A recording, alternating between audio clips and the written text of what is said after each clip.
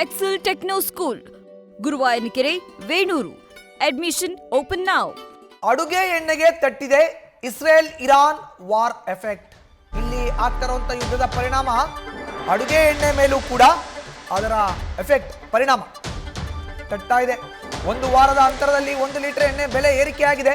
1 litre ಅಡುಗೆ ಎಣ್ಣೆ 4 ರಿಂದ 5 ರೂಪಾಯಿಗೆ ಹೆಚ್ಚಳವಾಗಿದೆ. ಇದು ಒಂದೇ ಒಂದು ವಾರದಲ್ಲಿ ಆಗಿರುವಂಥ ಏರಿಕೆ.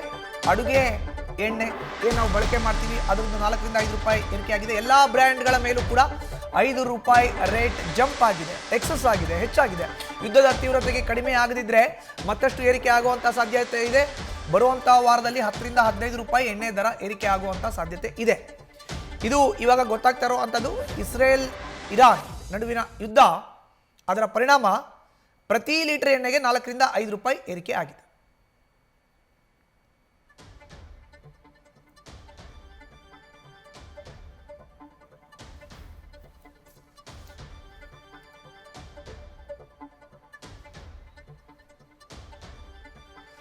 ಹೆಚ್ಚಿನ ಮಾಹಿತಿ ನೀಡಿದರೆ ನಮ್ಮ ಪ್ರತಿನಿಧಿ ಭರತ್ ದೂರವಾಣಿ ಸಂಪರ್ಕಕ್ಕೆ ಸಿಕ್ಕಿದ್ದಾರೆ. ಭರತ್, ಈಗ ಇಸ್ರೇಲ್ ಇರಾನ್ ನಡುವಿನ ಯುದ್ಧ ನಮ್ಮ ದೇಶದ ಅಡುಗೆ ಎಣ್ಣೆ ಮೇಲೆ ಪರಿಣಾಮ ಯಾವ ರೀತಿ, ಹೇಗೆ, ಎಷ್ಟು ಏರಿಕೆ ಆಗಿದೆ, ಮುಂಬರುವಂಥ ದಿನದಲ್ಲಿ ಏನೆಲ್ಲ ಆಗುವಂಥ ಸಾಧ್ಯತೆಗಳು ಇದೆ? ಮಧುಸೂದನ್, ಇರಾನ್ ಮತ್ತು ಇಸ್ರೇಲ್ ನಡುವಿನ ಯುದ್ಧ ನಡೀತಾ ಇದೆ. ಈ ಯುದ್ಧದ ಎಫೆಕ್ಟ್ ಆಗಿ ಭಾರತದ ಮೇಲೆ ಕಚ್ಚಾ ತೈಲದ ಒಂದು ಎಫೆಕ್ಟ್ ಬೀರ್ತಾ ಇದೆ. ಅಂದ್ರೆ ದೇಶಕ್ಕೆ ಆಮದು ಆಗ್ತಾ ಇರುವಂತಹ ಬಹುಪಾಲು ಕಚ್ಚಾ ತೈಲ ಮಧ್ಯಪ್ರಾಚ್ಯ ದೇಶಗಳಿಂದನೇ ಬರ್ತಾ ಇರುವಂತದ್ದು.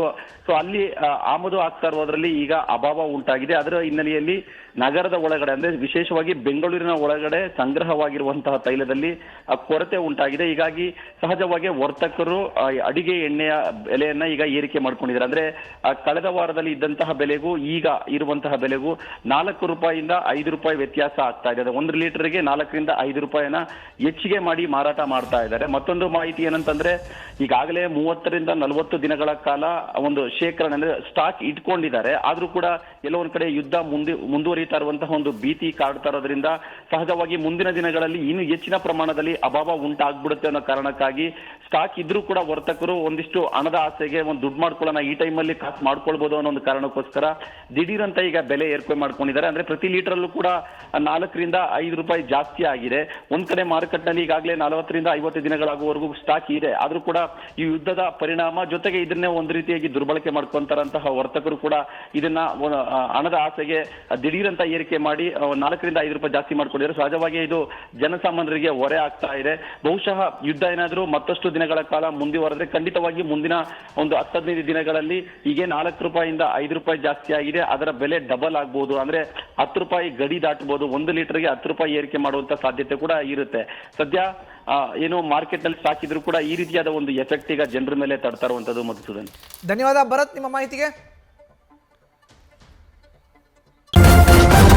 ನ್ಯೂಸ್ ಫಸ್ಟ್ ನಿರ್ಭೀತಿಯಿಂದ ನಿಮ್ಮ ಪರವಾಗಿ.